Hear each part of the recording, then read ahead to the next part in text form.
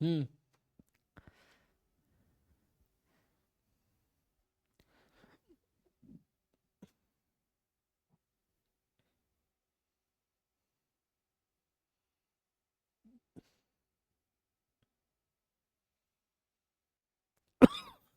तो क्या बोल रहा है, ये ऑर्डर स्टैटिस्टिक है साइज 5 का, और ये एक्सपोनेंशियल रेट 1/4 है।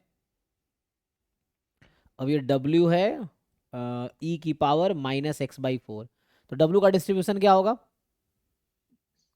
सर वो तो यूनिफॉर्म हो जाएगा। हाँ, क्योंकि CDF निकालेंगे तो 1 तो 1 CDF हो जाएगा। तो यूनिफॉर्म 0 1 हो गया है ना।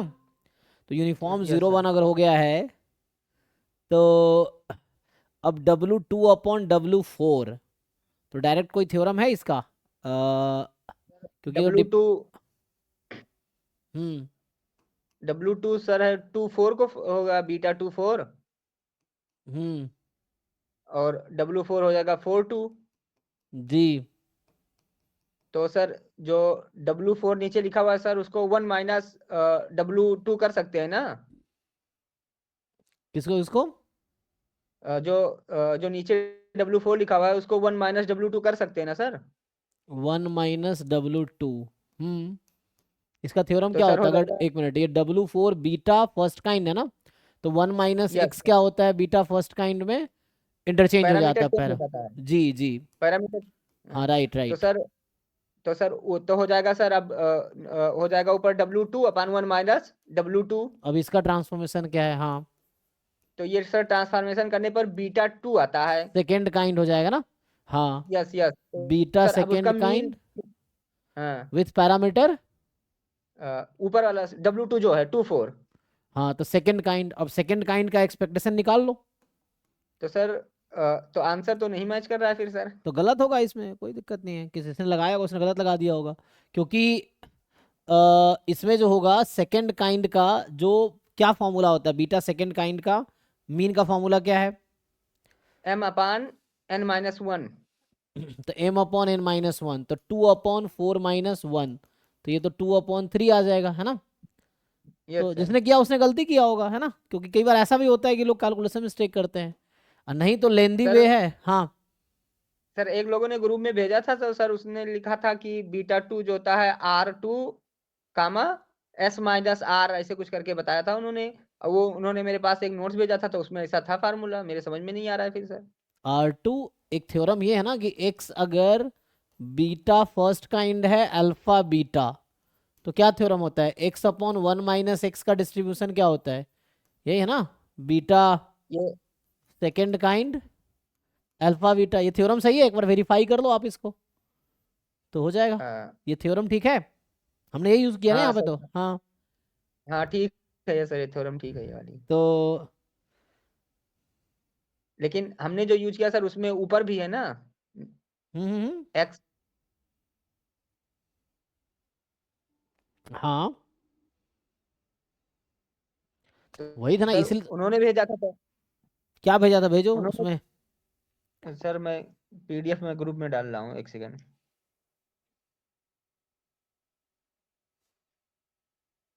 एक सेकंड सर।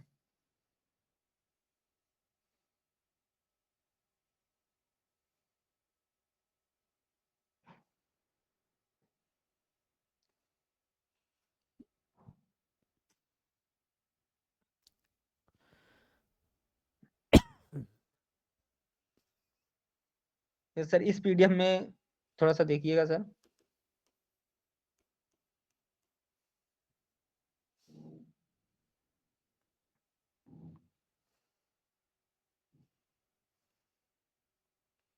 एक मिनट, तो इसमें जो मीन है α/β-1, तो α/β-1, नहीं आंसर तो ये होना चाहिए। और देखो, किसी भी तरीके से आंसर सेम आना चाहिए, अलग अलग आंसर तो नहीं आना चाहिए। सर इसमें लास्ट स्टेप में फार्मूला देखिए सर थोड़ा सा, जो हम PDF भेजे हैं। जी। इसमें क्या है आपका लास्ट स्टेप, कहाँ पे है? एकदम लास्ट में सर, थर्ड पेज है शायद। ठीक है, थर्ड पेज जो आपका है। इसमें हाँ हाँ हाँ, सबसे लास्ट में, हाँ। β(R)(S-R) दिया हुआ है। हम्म। और इसका थोड़ा सा ऊपर देखिएगा सर, तो इसमें वही लिखा हुआ कि y1 y2 y3 अगर जो x1 x2 x3 अगर जो ऑर्डर स्टेट्स है और सैंपल साइज है नॉर्मल वहाँ यूनिफॉर्म का, हम्म। तो सर अगर इस फार्मूले से करें तो सर 1/2 तब आ रहा है। नहीं तो ऐसा नहीं होना चाहिए, फिर तो कहीं गलती है, या तो इसमें हम कहीं हम्म, मिस्टेक कर रहे हैं। इसमें बताओ कहाँ गलती है। जो होता है rth ऑर्डर स्टैटिस्टिक्स यूनिफॉर्म में क्या होता है कि beta R comma N minus R plus one, यही ना। तो R2 है 5 - 2 3, 3 + 1 4। सही तो है, 4 हाँ रखोगे तो 5 ऐसा नहीं है, क्योंकि आंसर दो, या तो यहाँ गलती है या वहाँ गलती है। कोई एक सही होगा एक गलत होगा, तो वो देखते हैं कहाँ गलती है। ऐसा नहीं होगा कि दो अलग तरीके से दो अलग आंसर आएगा। ऐसा है कोई वही एक चीज है। मेथड गलत होगा, तो वो हमें देखना पड़ेगा कौन सा मेथड सही है कौन सा गलत है। इसमें क्या एग्जाम्पल 2 की आप बात कर रहे हो? हाँ यस सर एग्जाम्पल 2। एग्जाम्पल 2 जो है कि RSTU 4 ऑर्डर स्टैटिस्टिक्स है from sample size n from a uniform distribution, ठीक है। y1 है XR upon XS and so on, XS upon XT, XT upon XU and Y XU है। Prove that ये सब इंडिपेंडेंट होंगे, each having a beta distribution. Prove that these are independent distributed, each having beta distribution. ठीक है, beta first kind कहना चाह रहा है। हम्म तो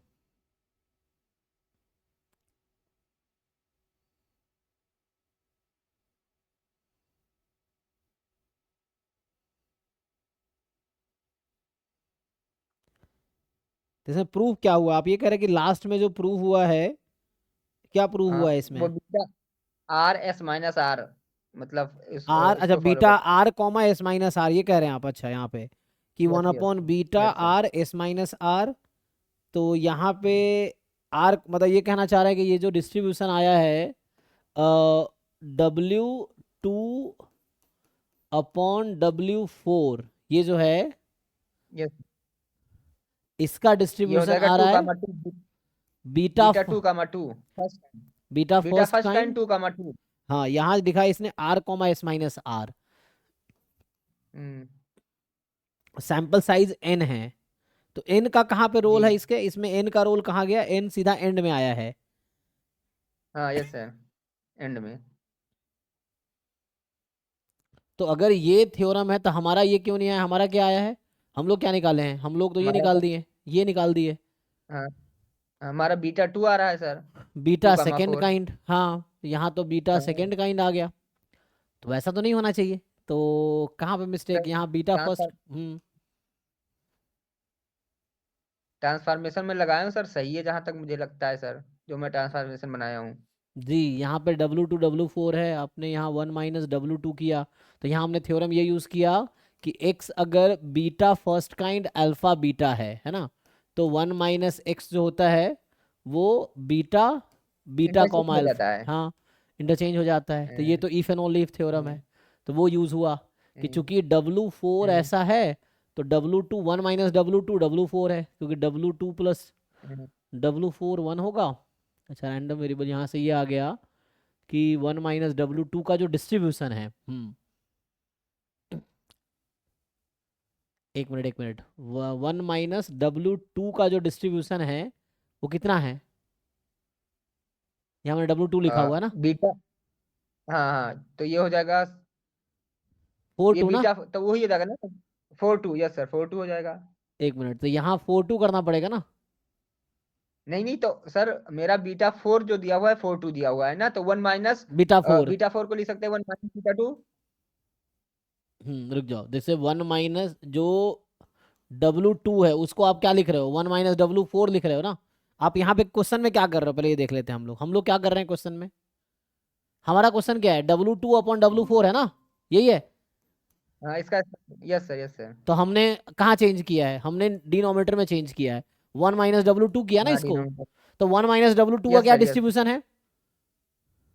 तो सर वही W4 हो जाएगा। तो यहाँ गलती हुआ है ना लिखने में, देखो ध्यान से 1 मिनट। अ यहाँ 1 मिनट ध्यान से देखो, मतलब यहाँ पे गलती हुई है शायद, चेक करो, आंसर वो आ जाएगा फिर से।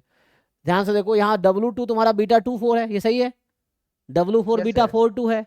तो 1 - हाँ W2 क्या होगा? क्योंकि W4 को W2 लिख रहे हो ना, तो 1 - W2 क्या होगा? नहीं नहीं सर, अब W4 को लिख रहे हैं 1 माइनस W2। हाँ तो वही तो बोल रहा हूँ कि 1 - W2 का डिस्ट्रीब्यूशन क्या है मेरे भाई। तो सर ये हो जाएगा 4, 2। फिर से स्टार्ट करो, रुक जाओ। W2 का डिस्ट्रीब्यूशन क्या है, बीटा फर्स्ट काइंड 2, 4। तो यस सर। 1 - W2 क्या होगा, 4, बीटा 4 2। का मत। हाँ अरे अब उल्टा हमने लिख दिया सर, 1 माइनस वहां से हट जाएगा वो। वही कह रहा वन हूँ ना, ऐसा माइनस थोड़ी नहीं वो कहीं एक जगह गलत है, तो वो लिखने में होगा। गलती हुई है। तो यहाँ से क्या होगा, यस। इसका डिस्ट्रीब्यूशन क्या है अब, बीटा सेकेंड हाँ, काइंड। 2, 4 होना चाहिए सर, अगर जो इस तरीके से मैं। हाँ यहाँ तक पहले वही लिखा थे, हाँ पहले भी यही लिखा था सर फिर। तो वहाँ कैसे गलती हुआ था, पहले अगर यही लिखा है, यहाँ हम लोग ये बीटा 2, 4 ही आ गया फिर तो यहाँ मुझे 4, 2 लिखना था ना। लेकिन वही 1 - हमें तो बीटा 2 यूज कर रहे हैं, हम बीटा 2 यूज कर रहे हैं यस। ना। Yes sir. तो W4, ओ अच्छा यहाँ पे इक्वल नहीं है ना, ये आइडेंटिकली डिस्ट्रीब्यूटेड है।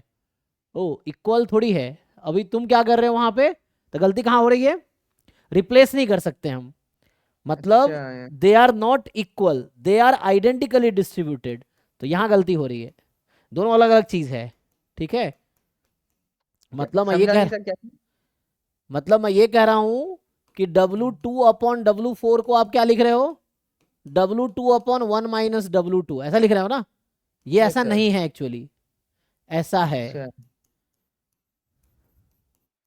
हम्म। एक मिनट, मैं ये कह रहा हूं यहाँ पे कि रैंडम वेरिएबल इक्वल ले रहे हो ना आप, यहाँ पे एक्चुअली मुझे लग रहा है ये दोनों इंडिपेंडेंट नहीं है ना। हम्म, हाँ।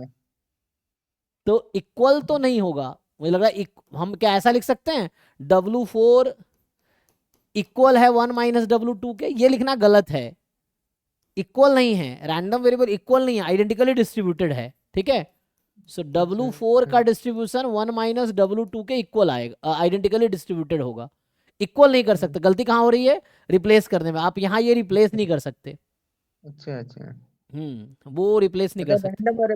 रैंडम वेरिएबल इक्वल नहीं होगा, लेकिन डिस्ट्रीब्यूशन इक्वल होगा। हाँ डिस्ट्रीब्यूशन इक्वल होगा, जैसे मान लो दो कॉइन को तुमने टॉस किया, तो एक्स है नंबर हाँ। ऑफ हेड्स, वाई है नंबर ऑफ टेल्स। तो यहाँ एक्स वाई हाँ। इक्वल नहीं है, क्योंकि एक्स हेड को रिप्रेजेंट कर रहा है, वाई टेल को रिप्रेजेंट कर रहा है। लेकिन दोनों यस केस में सर। एक्स वाई का डिस्ट्रीब्यूशन कॉमन है, बाइनोमियल 2, 1/2। हाँ यस इस सर। तरह से तो इक्वल नहीं है, लेकिन आइडेंटिकली डिस्ट्रीब्यूटेड, तो आप ऐसा नहीं एक्स को वाई नहीं लिख सकते आप, वैसा अच्छा। है। अच्छा। तो ठीक वो हद है गलती हो रहा है, ठीक है। तो ये सर। सॉल्यूशन वो जिसने भेजा वो सही है। सर, वो उसका थर्ड ऑप्शन भी देख लीजिएगा सर एक बार। तो इससे क्या समझ आया हमें कि ये जो W2/W4 है, इसका डिस्ट्रीब्यूशन आ जाएगा बीटा फर्स्ट काइंड 2, 2 आ गया, यही ना। अब तो आंसर आ जाएगा सर हाँ फिर। तो वही हम्म। S R, minus R. हाँ ठीक है। सर इसका थर्ड ऑप्शन देख लीजिएगा एक बार। बताओ Y2 क्या है यहाँ पे, Y2 तो ऑर्डर स्टैटिस्टिक्स है ना। Yes sir. तो Y2 तो कांस्टेंट हो गया ना। तो यहाँ पे ये आ जाएगा तुम्हारा, गिवन का क्या मतलब है यहाँ पे, expectation of Y3 given Y2 minus expectation of Y2 given Y2। सो ये क्या आएगा, ये ये कांस्टेंट हो जाएगा लास्ट वाला सर। तो ये एक्सपेक्टेशन Y3 माइनस Y2 का एक्सपेक्टेशन क्या आएगा, डिफरेंस ऑफ ऑर्डर स्टैटिस्टिक्स ना। सर। Y3 मतलब थर्ड ऑर्डर स्टैटिस्टिक्स है, तो इसका क्या वाई। डिस्ट्रीब्यूशन। हाँ, तो अब सर डिस्ट्रीब्यूशन निकाल के उसका एक्सपेक्टेशन अलग अलग करके निकाल सकते हैं यहाँ पे। हाँ या तो ये तुम्हें कंडीशनल का कुछ थ्योरम होता है तो ये लगा लो एक्सपोनेंशियल में। और ये W2 का क्या मतलब है, तो कांस्टेंट हो, गिवन क्या है, यहाँ पे गिवन मिसिंग नहीं लग रहा तुम्हें, सर गिवन व्हाट। सॉल्व कर रहे थे सर, हो नहीं रहा था ये। गिवन का क्या मतलब, मान लो x गिवन y का अगर मुझसे पूछ ले एक्सपेक्टेशन, तो ये नहीं लगा हाँ। तुम्हें y पे डिपेंड करेगा, ये तो g ऑफ y आएगा। तो यहाँ पे यस मिस्टेक सर। मुझे ये लग रहा है कि यहाँ देना चाहिए कि x given y is equal to what, ये है। या फिर ऐसा है, अगर दोनों इंडिपेंडेंट होगा तो ठीक है, अगर ये हम प्रूव कर पाए कि y3 माइनस Y2 जो है इंडिपेंडेंट है Y2 से, तब ठीक है, तब ये सीधा सीधा गिवन वाला गायब हो जाएगा। अदरवाइज मुझे गिवन देना पड़ेगा, क्या है गिवन ये देना पड़ेगा। इसकी गिवन क्या है ये जरूरत नहीं पड़ेगी अगर इंडिपेंडेंट होगा तो अगर इंडिपेंडेंट चेक करना पड़ेगा, कैसे चेक करोगे, ये थ्योरम देखना पड़ेगा कि सेकंड ऑर्डर स्टैटिस्टिक्स और third minus second order statistics क्या एक्सपोनेंशियल में इंडिपेंडेंट होता है, ये बस देखना है तुम्हें। एक्सपोनेंशियल अच्छा सर। डिस्ट्रीब्यूशन है ना ये। हाँ हाँ। तो उसके लिए ज्वाइंट और उससे जाना पड़ेगा प्रूफ करने के लिए। इसका थ्योरम भी होता है कि डिफरेंस का डिस्ट्रीब्यूशन क्या होता है एक्सपोनेंशियल में, इसका डिस्ट्रीब्यूशन क्या होगा, ये कुछ एक्सपोनेंशियल में आता है ना, one yes sir, upon exponential. हाँ सर। 1/n - r + 1 समथिंग आता है, this minus this plus 1 type का। इसका यस सर, थ्योरम। अब होगा, समझ में आ गया सर, करेंगे इसको ट्राई एक बार। ट्राई करो, ठीक है। सर, सर एक क्वेश्चन और था सर, थोड़ा सा देख लीजिए उसको भी। हाँ जी मंगलेश्वरी, आपका क्या डाउट है बताओ। एकलव्य में है हाँ इसमें क्या पूछना है। सर, इसमें राइट टिल लेफ्ट टिल समझे में नहीं आ रहा। लेफ्ट मतलब क्रिटिकल डिवीजन लेफ्ट साइड है, ऐसा है ना। लेफ्ट टेल राइट टेल मतलब क्या है, टू टेल्ड लेफ्ट टेल, ये सर टू टेल्ड टेस्ट या टू साइडेड है ना, ऐसा है आई थिंक। मुझे लगता है इसमें लेफ्ट टेल डिफाइन करने का, ये क्रिटिकल रीजन लेफ्ट में है तो इसको लेफ्ट टेल्ड बोल सकते हैं हम लोग, ऐसा कुछ। तो यहाँ क्या बोलना चाह रहा है ये।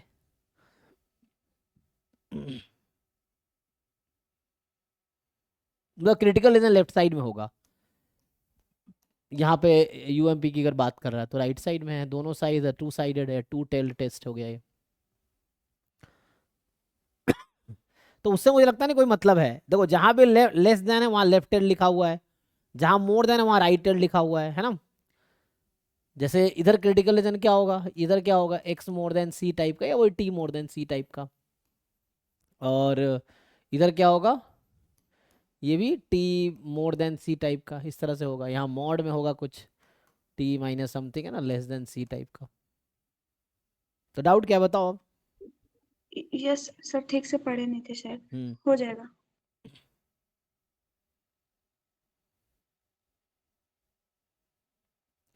जी बताइए, इसमें क्या पूछना है आपको सानू। एक्स एंड वाई आपका क्या है, इंडिपेंडेंट एक्सपोनेंशियल है ना। और ईच विथ पैरामीटर लैम्डा है, आपको रेशियो दे रखा है। तो ई ऑफ जेड क्यूब क्या होगा। तो आई थिंक यहाँ पे जीरो, जीरो तब होता है जब सिंपली अगर ऐसा होता, आईआईडी था ना, तो जेड का मीन जीरो हो जाएगा है ना। जेड का जीरो हो जाएगा। यहाँ जेड क्यूब की बात कर रहा है। ई ऑफ जेड पूछता तो अलग अलग कर लेते, x/x + y, y/x + y, तो आ जाता। सर इसको x/x + y minus y/y+y x+y लिखते हैं सर फिर। तो हम्म ये यूनिफॉर्म जीरो बन जाता है दोनों अलग अलग। हम्म फिर उसके बाद में सर, तो जीरो आ रहा है फिर। थोड़ा जीरो ही आना चाहिए, और क्योंकि x - y है, अगर मैं ऐसे ही भी करूँ a - y होल क्यूब लगा दूं अगर मैं, तो क्या होगा, a³ - b³ तो आइडेंटिकल डिस्ट्रीब्यूटेड हो जाएगा, 3a² b 3ab²। जीरो ही आएगा मुझे लगता है, क्योंकि जैसे मैं ये कह रहा हूँ, जैसे हमने कहा ना ई ऑफ एक्स निकाले, तो ये तो सिंपली आता, मतलब ई ऑफ मान लीजिए इसका नाम जेड है ना, जेड निकाले तो होगा क्या, ये आता x/x + y माइनस हाँ, y/x + y। और ये दोनों आइडेंटिकली डिस्ट्रीब्यूटेड है तो मीन जीरो हो हाँ। जाएगा। Yes sir. इक्वल नहीं है, आइडेंटिकल डिस्ट्रीब्यूटेड है तो मीन जीरो हो जाएगा। वैसे ही हाँ। मुझे लगता है अगर मैं जेड क्यूब जब निकाल रहा हूँ तो यहाँ आई थिंक आंसर में मिस्टेक होगा। जैसे आप ओपन करेंगे, सो a³ बस न्यूमरेटर को ओपन करते हैं, -b³ minus 3a² b plus 3ab², yes sir. ये हो जाता है। अब जब इसको आप ब्रेक करेंगे, यहाँ पे आ जाएगा x+y होल क्यूब एंड तो इसको आप ओपन करेंगे क्या होगा, अलग अलग कर देते हैं, तो E of x³ upon this yes. x+y whole cube minus E of y³ upon x+y whole cube. और ये दोनों आइडेंटिकली डिस्ट्रीब्यूटर होगा तो मीन जीरो कैंसिल हो जाएगा ये। फिर ऐसे ही हाँ। -3 E of x² y upon X plus Y whole cube and plus, तो ये प्लस भी तो थ्री। सर identical- तो मुझे लगता है ये भी आइडेंटिकली डिस्ट्रीब्यूटेड होगा, तो आंसर तो जीरो ही होना चाहिए, ठीक है ना। तो ये भी कट जाएगा क्योंकि ये दोनों का मीन इक्वल होगा। मैं बोल रहा हूँ कि हम्म, X square Y identically distributed होगा एक्स वाई स्क्वायर के, क्यों? क्योंकि एक्स वाई आइडेंटिकली डिस्ट्रीब्यूटेड है। Yes sir. तो इससे भी कट के जीरो ही आएगा एक्चुअली। नहीं तो और तरीका है कि हम लोग एम जी एफ निकाले, है ना, सर न्यूमरेटर एमजीएफ, यहाँ। हाँ, एमजीएफ से कैसे करेंगे सर? मैं अगर ये पूछूं covariance of X plus Y and X minus Y, यहाँ जीरो आएगा कि नहीं? इस वाले में खोलिए sigma one square, I think ये जीरो आ जाएगा, चेक करो। एक्स एक्स और X X Y Y X Y Y. तो वेरिएंस वेरिएंस हो जाएंगे सर सब, तो जीरो तो हो जाएगा सर, हाँ, माइनस में आ जाएगा ना। क्योंकि दो टर्म, एक पहला आएगा तो इसको बैलेंस वाई वाई वाला कर देगा, X Y negative Y X negative, zero आ जाएगा। तो zero, covariance yes zero sir. आ गया। तो ऐसे कोवेरिएंस जीरो गारंटी तो नहीं देगा इंडिपेंडेंस का, बट मुझे लग रहा है कि हाँ, वैसे तो इंडिपेंडेंट दिखा सकते हैं। फिर वो ज्वाइंट पे जाना पड़ेगा उसके लिए, फिर अलग अलग करके देख सकते हैं। मैं ये सोच रहा था कि अगर अगर मैं इंडिपेंडेंट दिखा दूं तो ये कुछ ऐसा कर सकते हैं ना, फिर ऐसा होगा तो, हाँ, या क्यूब में है तो क्यूब में चाहिए तो क्यूब कर दो। अब इसमें मैं दिखा दूं कि इसका जीरो आ जाएगा तो जीरो इंटू समथिंग जीरो आ जाएगा, नहीं तो वैसे भी जीरो आ जाएगा, जीरो ही होगा। आपने सही लगाया, इसमें मिस्टेक आंसर की में, सर ठीक है। सर मोमेंट जनरेटिंग फंक्शन से अगर जो खोले तो सर इसको कैसे खोलेंगे सर, मतलब थोड़ा लेंदी होगा अ, ना क्योंकि ज्वाइंट हो गया ना ये तो, डबल रैंडम वेरिएबल है ना। मैं तो ये सोच रहा था कि अलग अलग करे। सर हाँ, सर इस तरह से नहीं ले सकते सर, एम एक्स टी ऊपर, मतलब एम एक्स टी और फिर M X minus Y T. ना ना, पहले तो जेड का निकालना पड़ेगा ना एमजीएफ, अगर वैसे तो जेड का एमजीएफ के लिए आपको अलग अलग ये हो जाएगा इस तरह से। फिर इस इसमें फिर तरीके से। डबल इंटीग्रेशन, जेड तो एक्स वाई का फंक्शन है, हम्म, तो वो तो लेंदी हो जाएगा। हम्म। इससे जाना पड़ेगा। सर अब वो तो जीरो आ रहा है सर, उस तरीके से करने पे जो न- यूनिफॉर्म बना के करते हैं। ये लेंदी है वो, अच्छा उससे भी आप देख सकते हैं। ये कह रहे थे, हम्म, यूनिफॉर्म। नहीं नहीं ठीक है, X upon X plus Y identically distributed Y upon X plus Y के, तो इसके ऑड मोमेंट जीरो होंगे, ठीक है ना। हाँ सर। जीरो होगा, ठीक है, आप सही कर रहे हो, है ना। ठीक। Okay, okay thank sir, you, हाँ थैंक हाँ।